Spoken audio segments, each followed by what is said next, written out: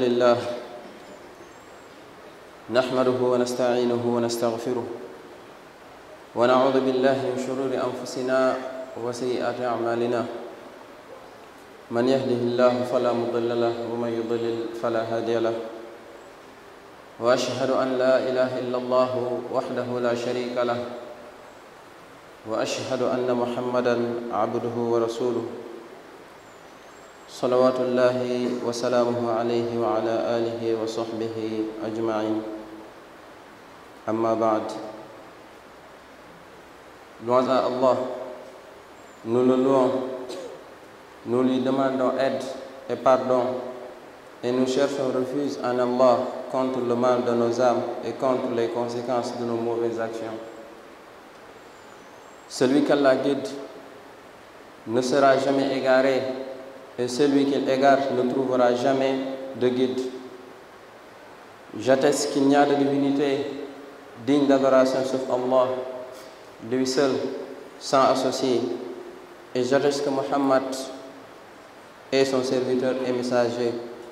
Que la bénédiction d'Allah soit sur lui, sa famille, ses compagnons et tous ceux qui le suivent sur le droit chemin jusqu'au jour de la résurrection. Chers fidèles, il est un devoir pour tout musulman de réviser ses comportements et de participer à la réforme individuelle et collective. Ces derniers mois ont été des moments de changement,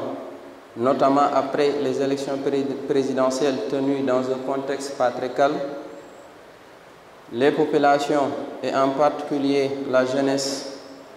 ont fait le choix du changement. Alors que le vent d'un nouveau temps souffle, il est également intéressant de réviser nos pratiques religieuses. Ce sermon, structuré en 3 axes majeurs, traite de la réforme religieuse après la révolution aux urnes, un appel à la rigueur et à l'éducation dans les affaires religieuses. Grand 1, de la réalité de se référer aux lois en vigueur, au devoir de se référer au Coran et à la Sunna du prophète sallallahu alayhi wa sallam en matière religieuse. Chers fidèles, il est impératif pour tout musulman de se référer au Coran et à la Sunna du prophète sallallahu alayhi wa sallam en matière de pratiques religieuses. Les rêves, hallucinations et affirmations gratuites ne constituent ni des fondements légaux ni des bases pour rendre un jugement. Ils n'ont également aucune valeur pour justifier une pratique religieuse après l'époque du prophète sallallahu. Il est important de, petit 1, choisir rigoureusement les imams et guides religieux. Comme nous faisons preuve de rigueur dans le choix des postes et fonctions mondaines nécessitant une expertise approuvée, nous devons appliquer la rigueur dans la sélection de nos leaders religieux. Le prophète sallallahu alayhi wa sallam a dit: les savants sont les héritiers des prophètes. Les prophètes n'ont légué ni dinar ni dirham, mais ils ont légué la connaissance. Celui qui la prend une part abondante rapportée par Abu Daoud. Petit 2, exiger la rigueur dans l'argumentation et les discours religieux. Il est crucial de baser les discours religieux sur des arguments solides et bien fondés, en évitant les affirmations gratuites et infondées. Allah le Très-Haut dit: وَلَا تَقْفُ مَا لَيْسَ لَكَ بِهِ عِلْمٌ إِنَّ السَّمْعَ وَالْبَصَرَ وَالْفُؤَادَ كُلُّ أُولَٰئِكَ كَانَ عَنْهُ مَسْئُولًا. Et ne poursuis pas ce dont tu n'as aucune connaissance, l'ouïe, la vue et le cœur surtout, cela, en vérité, on sera interrogé. Petit 3, éviter le fanatisme religieux. De la même manière que nous appelons à l'ouverture d'esprit dans les débats publics, il est important de promouvoir une attitude ouverte et tolérante dans les discussions religieuses. Quatrièmement, accepter le changement lorsqu'il est bien fondé et argumenté. Le changement doit être accepté quand il repose sur des arguments solides et bien fondés, favorisant ainsi une compréhension et une pratique religieuse plus éclairée. Petit 5, reconnaître que la législation islamique est une science. Il est important de reconnaître que la législation islamique est une science qui nécessite une écoute attentive de ses spécialistes. Allah le Très-Haut dit: وما أرسلنا قبلك إلا رجالا نوحي إليهم فاسألوا أهل الذكر إن كنتم لا تعلمون. Nous n'avons envoyé avant toi que des hommes à qui nous faisions des révélations. Demandez donc aux érudits du livre si vous ne savez pas. Petit 6. Œuvrer pour l'au-delà comme pour ce bas monde. Il est essentiel de travailler pour le jour de la résurrection avec autant de dévouement que nous œuvrons pour ce bas monde. Nous ne devons pas nous contenter de garanties humaines pour entrer au paradis, mais plutôt nous conformer aux enseignements de l'islam. Allah le Très-Haut dit فَمَنْ يَعْمَلْ مِثْقَالَ ذَرَّةٍ خَيْرًا يَرَهُ وَمَنْ يَعْمَلْ مِثْقَالَ ذَرَّةٍ شَرًّا يَرَهُ. Quiconque fait un bien, fût-ce du poids d'un atome, le verra, et quiconque fait un mal, fût-ce du poids d'un atome, le verra. Grand 3. Des responsabilités de l'État dans la protection du patrimoine religieux et socioculturel. Chers fidèles, il est important de saluer la création d'une direction des affaires religieuses rattachée à la présidence. Cela témoigne de la conscience des autorités de l'importance que les populations portent à leur religion. L'islam, qui a longtemps été un obstacle pour une Afrique bien occidentalisée, a toujours fait face à de nombreuses menaces de la part des colonisateurs. Ces menaces continuent de s'exercer sous des formes différentes. Dans un contexte où une agression directe et un combat annoncé contre l'islam ne sont plus réalistes, les ruses contre l'islam dictent une guerre silencieuse, la non-assistance, l'absence de soutien et le refus de reconnaître la présence de ce fait social qu'est la religion. L'ancienne école devait former des intellectuels qui, même s'ils ne rejetaient pas leur religion, ne devaient plus la pratiquer ouvertement. Si cette mission échouait, il n'était pas question d'assumer ses croyances et sa religion en public. Ainsi, on a parfois formé une ou plusieurs générations qui, bien que musulmans, interdisaient de bâtir des mosquées dans les écoles, les universités et d'autres lieux fréquentés majoritairement par des musulmans. On a ainsi donné vie à l'idée que la religion doit rester privée, que l'État ne doit ni encadrer, ni aider à organiser, ni accompagner, ni assister l'islam, une religion bien sénégalaise, un patrimoine de longue date que les colonisateurs ont trouvé sur place et qui est plus cher à beaucoup que leur propre vie. Depuis, des améliorations pour sortir de cet état d'aliénation ont vu le jour. Nous nous rendons compte que nous avons le devoir que nous soyons médecins, enseignants, dirigeants, d'être aussi de bons croyants pratiquants qui assument pleinement leur patrimoine religieux et socio-culturel. Cette lumière doit continuer de s'étendre et de briller.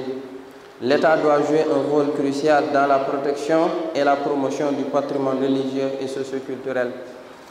À cet égard, il doit, petit 1, réformer le système éducatif. Il est impératif de rendre le système éducatif plus inclusif en y intégrant une éducation religieuse bien adaptée et solidement établie. Petit 2, contrôler les contenus diffusés par les médias et le cinéma. L'État doit veiller à ce que les contenus médiatiques et cinématographiques ne favorisent pas l'agression culturelle, en particulier l'occidentalisation et la dégradation des mœurs. Petit 3, encadrer et soutenir l'éducation religieuse.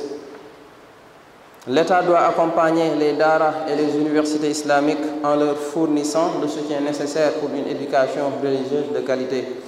Petit 4, encadrer et soutenir les associations et organisations islamiques. Il est important d'accompagner ces structures dans leur travail pour qu'elles puissent jouer pleinement leur rôle dans la société. Petit 5, mettre en place un haut conseil des affaires religieuses. L'État doit créer ce conseil de manière inclusive et objective afin de superviser et coordonner les affaires religieuses au niveau national. Petit 6, réviser le code de la famille. Une révision du code de la famille est nécessaire pour mieux l'adapter aux valeurs et au patrimoine religieux et socio-culturel du pays. aqulu ma tasmaun wa astaghfirullah li wa lakum wa li saa'iri almuslimin fastaghfiruhu innahu huwa alghafuru rahim.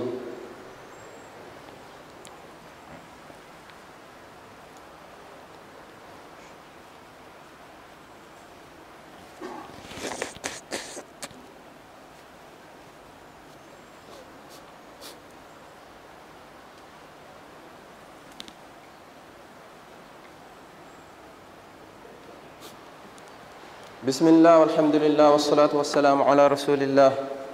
wa ala alihi wa sahbihi wa man wala.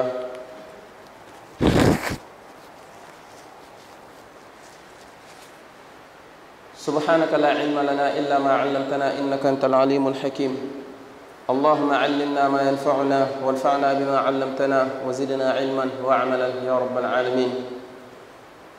ñi ngi sant borom bi subhanahu wa ta'ala, julli ci yonent bi sallallahu alayhi wa alihi wa sallam,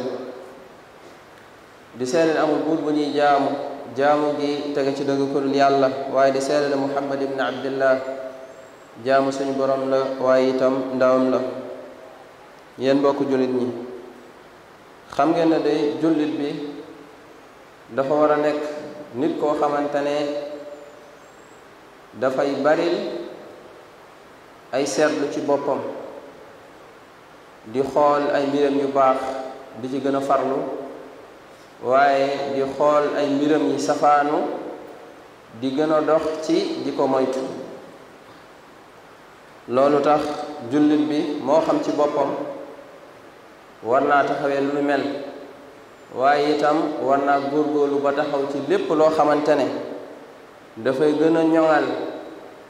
diineem, moo xam ci jëmmam la wala moo xam ci société bi la mu daal di ciy taxaw. xam nañ ne fan yi ñuy dund ginnaaw élection présidentielle yi jàll, nga xamante ne àndoon na ak lu bari ci ay yëngu-yëngu, mel na ni lu nduru changement ñi ngi koy tàmbali di teg gët. doomu aadama yi lu bari ci ñoom am nañ yeewute ci seen mbiru àdduna,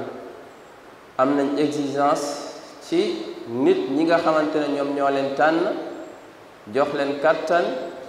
ngir ñu doxal mbiru réew mi. loolu nag rigueur la bu jaadu bu doomu aadama yi di am lu jëm ci seeni mbiru àdduna, mooy ne dañ ciy taxaw ba ni mu war a amee mu amee noonu. waaye dina baax itam ginnaaw bi nga xamante ne nafaraat nañ, xoolaat nañ ay mbir yu bari yoo xamante ne ci doxalinu réew mi ak ci mbiru àdduna ay gàkk-gàkk mi ngi ñu fexe ba tàmbali di ko joyante ak di ko jubbanti. naka noonu itam diine ji nga xamante ne bés day ñëw ñun ñëpp ñu wuy ji suñ borom subhanahu wa taala taxaw ci kanamam. diine jooju itam jar na ñu nafar ko, diine jooju itam jar na mbir yi nga xamante ne ay gàkk-gàkk la ci, mbir yi nga xamante ne yu ci jaaduwul la, ñu sekk ay jéego ngir dat koy wut ci ay saafara. loolu moo tax xutba bi dañ koy séddale ci ñetti xaaj, dippee ko yeesal ak nafar ak defaraat bi nga xamante ne war nañ koo defar diiney doomu aadama yi ak seeni jëf ci wàllu diine ginnaaw changement bi nga xamante ne dëggal nañ ko, réussir nañ ko ci urne yi ci élection yi passé.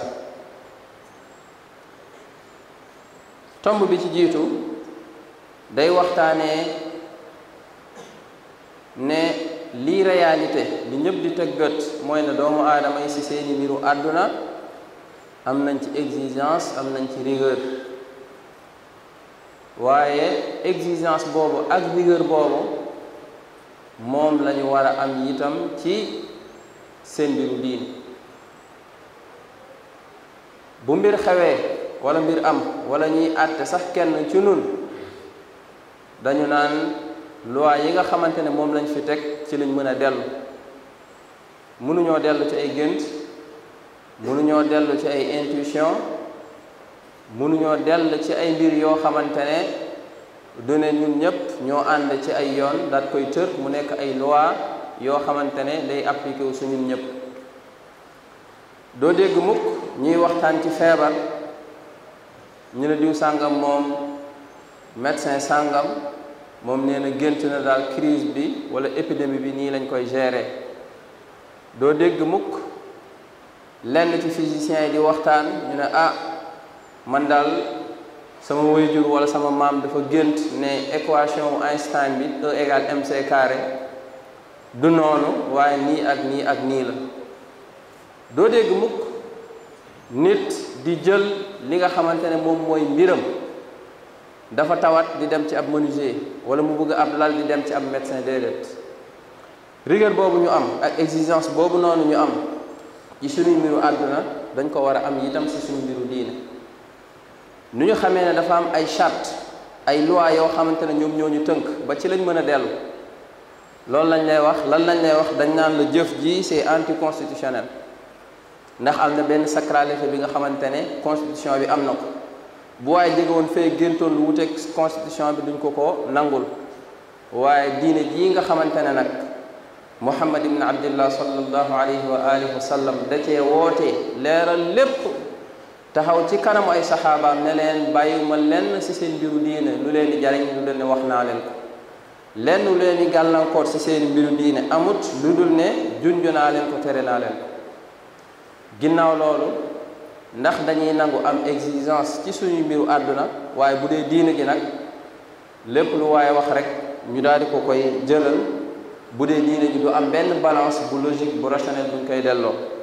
loolu suñ ko defee danañ juyoo ak li borom bi subhanahu wa taala digal ñu ci alquran. borom bi ne yaa ayuha alladina amanu yéen ñi gëm atiu llaha wa atiu rasula wa ulil amri minkum, na ngeen déggal topp seen borom,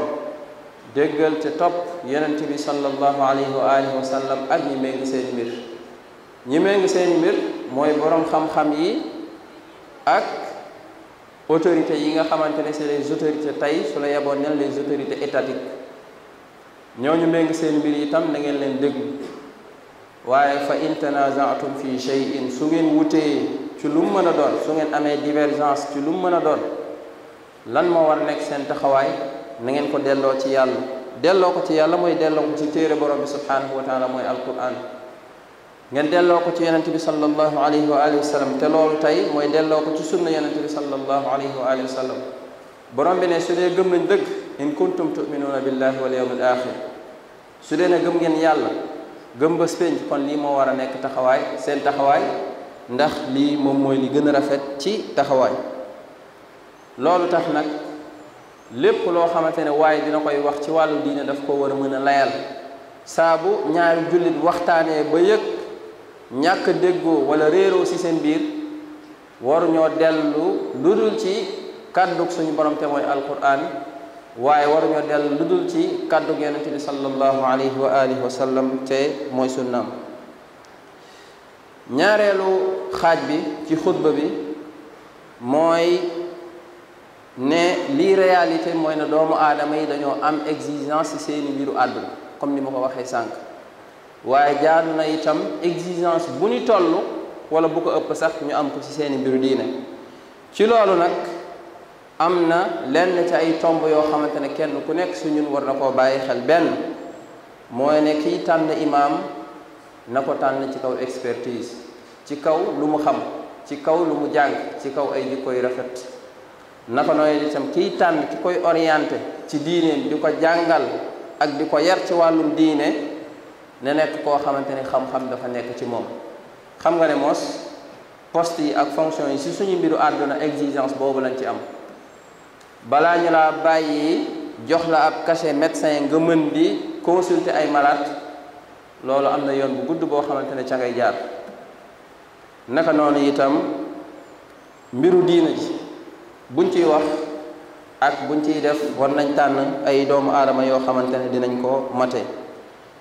yonent bi sallallahu alayhi wa alihi wa sallam mi ngi wax ci ab xadis lu wér ne inna al ulamaa warasatul anbiya nee na ñii donn yonent yi ñi nga xamante ne ñoom ñoo donn yonent yi ñoo leen wuutu ñoo jël seen place ñooy occuper seeni fonction ñooy jouer seeni rôle mooy borom xam-xam moo xam ab sénégalais la moo xam beneen nationalité la moo xam ci ethnie bu mu mën a bokk moo xam ci famille bu mu mën a bokk lañ ci war a seet rek mooy ndax xam-xam bi mate na ko ndax xam-xam bi mate na ko loolu benn la. ñaareel bi moom mooy ne exigence bi ñuy am ci ñuy déglu ci mbiru àdduna nit bu taxawoon tey di wax ci constitution bi c'est avec beaucoup d'exigence ci lañ koy dégg nit ku taxawoon tey di analyser situation au Sénégal fii su situation sociopolitique bi exigence bu rëy lañ ciy wane waaye mbiru diine nag moom ban exigence lañ ci am lu ñu waaye wax rek ñu daal di jël daal di yóbbu jëfee ñu ne man daal ku may nax nañ ma nax si diine bés bu waay sàgganee outil yi ko suñ borom jox ci xel ci gët ci nopp mu ñàkk koo jëfandikoo ba ay doomu aadama réeral ko fii ci kaw suuf loolu du nekk lay mukk yowmal qiyaam ci kanamu boromam loolu moom bu yaboo ñu xam ko te moom borom bi subhaanahu wa taala dafa waxoon ne wala taqfu ma laysa laka bihi ilm bul taxaw ci loo amul xam-xam alxaafid ibnu kathir dafa tuxal lu bari luy firi laaya ji waaye nee na daal loo koy tënk mooy ne suñu borom subhaanahu wa taala dalaa tere ngay wax du tegewul ci xam-xam jenn waaye mooy taxaw ne la xaw ma sax ndax mokkal naa ko ndax doog xadis bu wér utlubul ilma walaw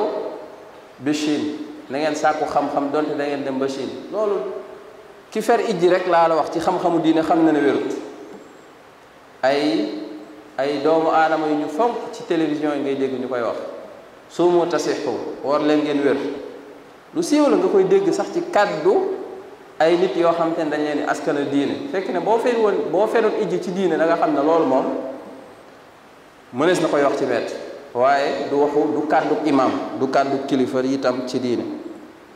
ñetteel bi mooy ne kenn ku nekk ci ñun war naa góorgóorlu wattandiku fanatisme religieux ne man daal lii laa gëm rek lii rek mooy li wér keneen ku wax leneen lu wuteeg li ma jàpp man donte sax ŋàññu ma xasuma waaye day wax rek moom lim gëm nga jàpp ne si sa kaw lay dal mbir mi warul tëddee noonu diine ji dañ koo war a waxtaanee comme ni ñuy waxtaanee suñu mbiru àdduna ndax diine dana ñëw ci kanam xam-xam la itam ñeenteel bi mooy ne kenn ku nekk ci ñun dafa war a nangu changement bu ñu argumenté yow bu dee say mbiru àdduna sa colka mooy say yére sa xalaatin li ngay jàng ci wàllu science loolu yëpp da nga cee am ouverture di xool lala amal njëriñ ak fu mu mën a nekk moo xam Chine moo xam États-Unis moo xam Angleterre kat fu mu mën a nekk rek nga daal di fay dem daal ko fay jëli ginnaaw expertise la bu la mën a jëriñ sa réew waaye diina ji nag moom amul benn barab ci kaw suuf boo xamante ne dafa am monopole ci science islamique existé wul moo tax même boo demee ba Madina bokk na ci madhabu Malik ci li ñuy sukkandiku mooy amalu ahlil Madina mooy jëfu waa Médine borom xam-xam yi jàngat wax jooju ak position boobu bokk na ci li ñu wax mooy ne Madina bi yonent bi sallallahu alayhi wa sallam wuy jee boroomam ay saxaaba yu bari yoo xamante ne gën nañ sax ña fa des génn nañ Madina su boobaa looy wax da nga naan xam-xam bi moom lépp Médine lañ ko war a sukkandiku lu bàyyeekuwul Médine rek kon loolu duñ ko jël loolu su dee ne fi yonent bi sallallahu alayhi wa sallam def fukki at moo amul monopole boobu ndax suñu réew mii nga xamante ne sore na lool ak Médine ndax dañuy wax ne ñun moom suñu lislaam ji dafa mat sëkk amul lenn lu ñu jéggaane loolu moom nit ku ànd xelam dëgg damay jàpp ne du wax lu mel ndax lu bari ci ay mbiru àddunaam doxaleewu ko noonu juróomeel bi mooy ne dañoo war a xam ne diine xam-xam la njàngum diine xam-xam la ñenn ñi am nañ exigence ci médecin buy wax dafa war a yem ci cadre bi voilà ab chimiste buy wax dafa war a yem ci cadre bi ab expert ci wàllu politique buy wax dafa war a prendre en compte standard yi basé ci géopolitique moo xam national wala au niveau international. waaye bu dee ci wàllum diine ñu ne wax sa xalaat ku wax rek noonu mbir mi nag warul tëddee noonu. diine xam-xam la de dañ koy jàng du lu ñuy judd du lu ñuy sol nit du lu nit ki du judd du day bokk ci famille du day bokk ci ethnie du day am nationalité pour ñu ne diine ci moom la nekk xam-xamu diine ci moom la nekk déedéet. ni ngay xëy chaque jour di dem amphi di jàng am na fi ñoo xamante ne yow bu dee sa doctorat yaa ngi koy amee ci 8 ans ñoom seen doctorat ci 12 ans lañ koy amee Médine lañ jàngi ji ñoom seen système 4-4-4 la ñu ñibbise nag ñu ne déedéet ñoom moom waruñoo wax wala boog xam-xam bi ñu yore dañ koo importé bu dee ci wàllu électronique wala électromécanique wala ci wàllu médecine ñu ne ah kay yooyu moom yu am solo la jamono foofu la toll waaye bu dee diina ji nag ñu ne déedéet loolu xam-xam la bu ñu importé kenn waru ciy dellu xel loolu moom du doxalin bu mucc. juróom benneel bi mooy ne doomu aadama yi kenn ku nekk si ñun bu xëyee day kër këri ñay jàngi gi jàngi ñay wut xam-xam ñi ngi wuti xam-xam ñay uude ji ñi ngi dem ñay tailleur ña nga yëngatu mécanicien yi ñi ngi jóg chauffeur yi kenn ku nekk yaa ngi koy gis mu ngi ci ay yitteem di dox di lijjanti ay mbiram ndax xam na ne bu toogee kenn du ko ci taxaw. waaw bu dee diina ji nag dañuy jël benn laissez-passer rek jeex na loo defati rek moom yow sàllaa boo faatoo dugg aljanna sa diine jaralu la benn effort ndax am nga garanti ne ti ne yaa ngi aljanna ba noppi. loolu du lu wér du lu dëppook alquran itam borom bi ne fa man ya'mal misqaala darratin xayran yarahu nee na bés penc ki jëf mbaax lu mu tuuti da nga ko gis de waaye ki jëf safaan itam lu mu tuuti da nga ko gis. mbokk yi ñeenteelu wala ñetteelu xaaj bi nga xamante ne mooy xaaj bi mujj ci xutba bi mooy responsabilité bi nga xamante ne état am na ko ci sàmm gi mu war a sàmm diine ak sàmm gi mu war a sàmm aada bi nga xamante ne aada yi rafet yi nga xamante ne moom la ñu xam ci suñu réew. ñu ngi rafetlu bu baax li ñu créé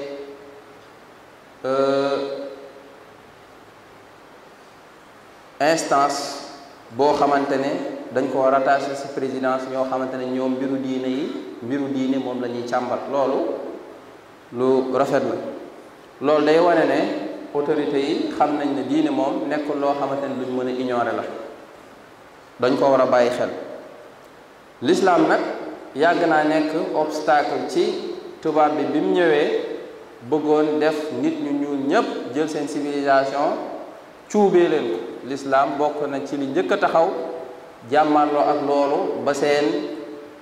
projet yooyu wala seen objectif yooyu lu ci bari antuwul donte nag am na ci lu bari lu ñu réaliser.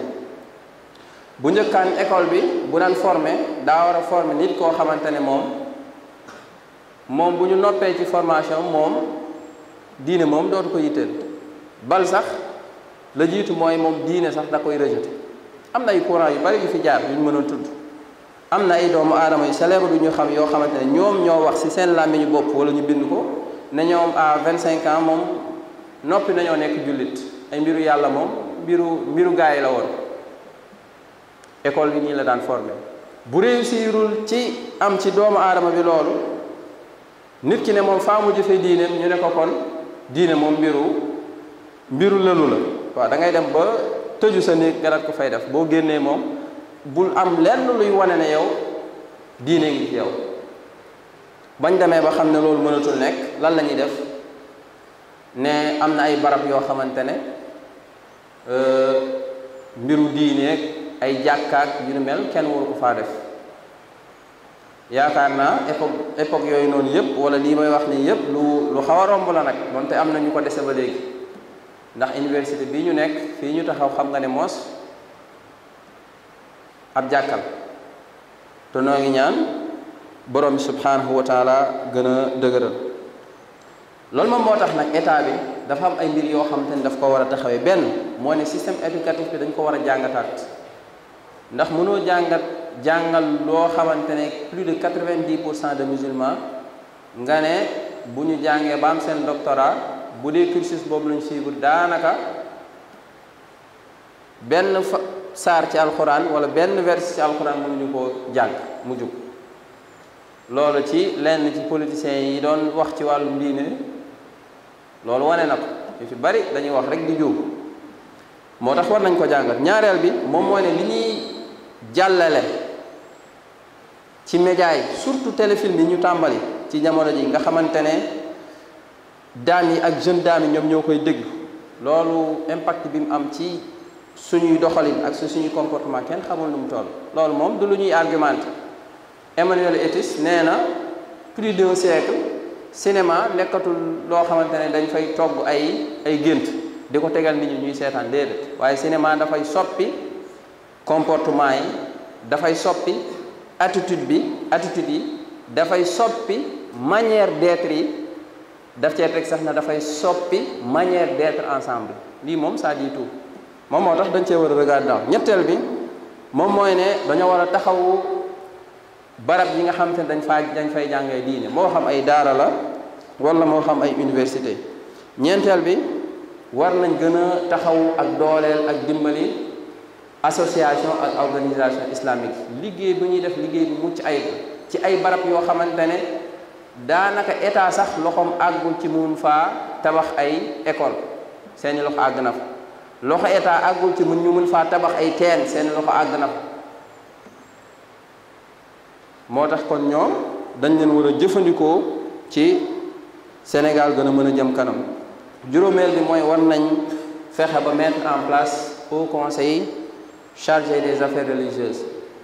boo xamante ne démarche bi day inclusif waaye day objectif képp ku ci war a bokk ñu boole ko ci moom ay représentants yoo xamante ne ni ñuy amee exigence ministère bi géré wàllu pétrole yu mel noonu da lay wóor ne kañ fa teg moom ci njàngam d'abord ca lañ sukkandiku ngir mën ko faa teg ca ña fay liggéeyee. naka noonu itam au conseil bi noonu lañ ci war a def koo xamante ne daal jàng na ci lislaam ba am ay lijaasa ak xam-xam bu kawe ñu mel noonu la ñu war a tànn ci loolu. fa ñu tëjee moom mooy code de la famille bi nga xamante ne moom moo nekk en vigueur bari na ci loo xamante ne mën nañ koo gën a jàngataat xool ko gën koo adapté ak suñuy aada ak suñu diine te du yàq dara ci code bi. ñu ngi ñaan borom bi subhanahu wa taala mu daal ñuy sàmm di ñaan borom bi subhanahu wa taala liggéey yi nga xamante ne autorités yi ñu ngi ciy taxaw borom bi daal leen koy yombal te mu nekk luy jural njëriñ Sénégal. di ñaan borom bi pétrole bi nga xamante ne tàmm nañ koo exploité yàlla nekk suñu muur laay yàlla nañ ko jëriñoo yàlla bum ñu lor ña ca nar a gën a jëriñu yàlla na nekk sénégalais yi. di ñaan borom bi subhanahu wa taala jàmm gi nga xamante ne moo dellu si bim réew fi mu ne nii ba sooy wax sax yenn calcul yu bari xëñ na diñ ci mën a mucc noo ngi ñaan loolu mu gën a sax ñoo ngi ñaan loolu mu gën a wëy di ñaan borom mu gën a tàppe suñuy xol di ko ñaan itam suñu diine mu gën ñoo taxaw ci ñu mën di ko jubbanti di ko joyant ak di ko teg ci yoon. rabbana atina fi dunya xasana wa fi l axirati xasana وقنا عذاب النار ربنا لا تزغ قلوبنا بعد إذ هديتنا وهب لنا من لدنك رحمة إنك أنت الوهاب وأقم الصلاة